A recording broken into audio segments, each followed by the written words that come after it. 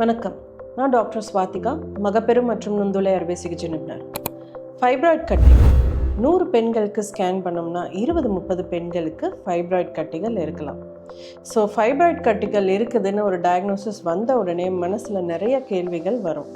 அதாவது எதனால் ஃபைப்ராய்ட் கட்டிகள் வருது, ஃபைப்ராய்ட் கட்டிகளை கரைக்க முடியுமா, ஃபைப்ராய்ட் கட்டிகள் கேன்சர் கட்டியா, இதனால் என்ன பிரச்சனை வரும் அப்படின்னு நிறைய கேள்விகள் வரும். ஸோ இன்றைக்கி இந்த கேள்விகளுக்கான சரியான பதிலை நம்ம பார்க்க போகிறோம். ஃபைப்ராய்ட் கட்டிகள் கேன்சர் கட்டி கிடையாது. இது கர்ப்பப்பையில் இருக்கக்கூடிய செல்லில் வரக்கூடிய ஒரு வகையான நார்க்கட்டிகள்.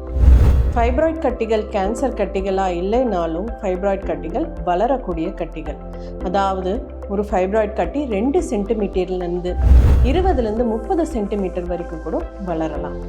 எந்த கட்டி வளரும், எவ்வளோ ஃபாஸ்ட்டாக வளரும்னு நம்மளால் முன்னாடியே கணிக்க முடியாது.